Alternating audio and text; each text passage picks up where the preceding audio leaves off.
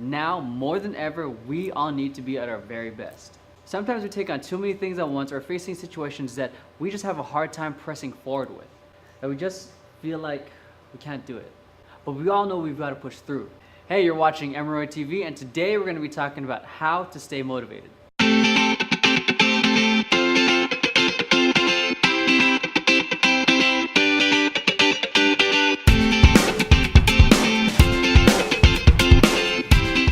Today I'll be sharing with you 5 personal strategies that I use to stay motivated. But before I do, I want to share with you why it's so important to stay motivated and stay driven with what you're doing.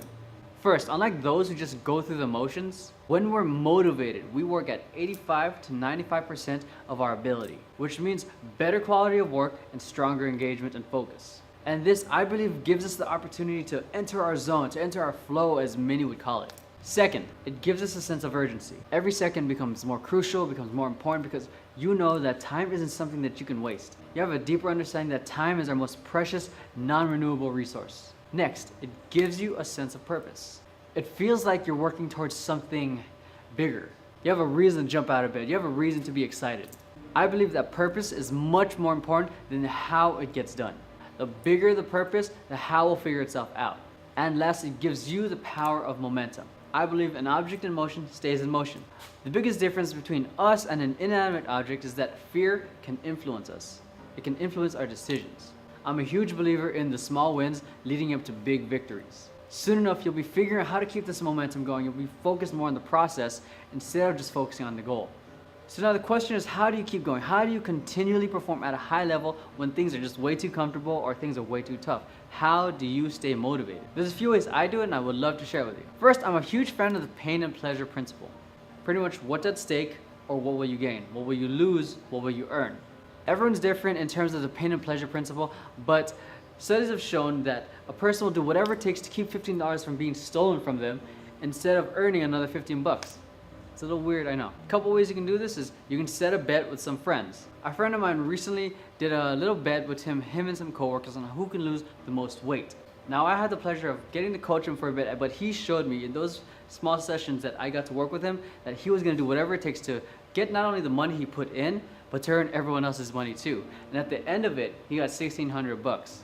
Another way is writing a check or giving a huge amount of money to a friend of yours who will keep you accountable until you reach that goal. You may hate it, but you're gonna find yourself working a lot harder to get that money back, and they're only holding you to your highest. They're holding you to your word.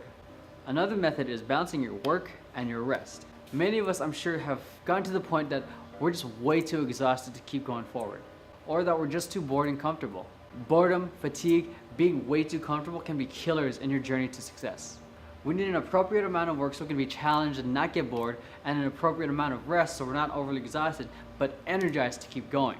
Just like how our muscles need rest between sets, the same thing goes for our work and rest. Another one of my favorite strategies is surrounding yourself with greatness, meaning surrounding yourself with people who are at a level you want to be at. I believe that you are a reflection of the 5 people that you spend most of your time with. If you are with people that constantly bitch and whine, do you think succeeding is going to be any easier? In most cases, no.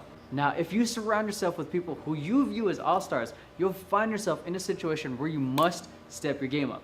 Another method is gamifying it, or this is my version of it at least, meaning get constant feedback. Getting feedback gives you something to work on, something to work towards. One of the reasons I love video games is because of the instant feedback I get. You do this, I get a reward. You do this, you die. This instant feedback gives me the opportunity to learn what works and what doesn't work during the game. Now, apply this concept to everyday life in getting feedback, taking small actionable steps, and earning those small victories. You'll get better and better. One way I like to gamify my progress is through the iPhone app, Way of Life. It allows me to track what I've been doing the past week, the past month, the past year. And it puts it to a small, nice graph for me so it can show me where I've been doing good and where I've been lacking. Another strategy is chunking. Throughout this whole video, I've been talking about small actionable steps. This is what chunking is. Seeing the big picture, the big vision, the big goal, and taking it down, breaking it down into small, easy steps to get there. The big picture is what excites us, but sometimes it's what can overwhelm us. Breaking things down to small, actionable steps, and then choosing the simplest one to start off with is the best way to go off about it. I'm a huge believer in small wins leading up to the big victories. Small wins and completing something every day is way better than doing nothing. And lastly, shift your focus. This is something that a lot of people may find challenging. I find it challenging myself. Where your focus goes, energy flows. So if you focus on the negativity, that's where energy is going to go. So if you focus on the positivity, the optimism, what can work, what can be, that's where your energy is going to go.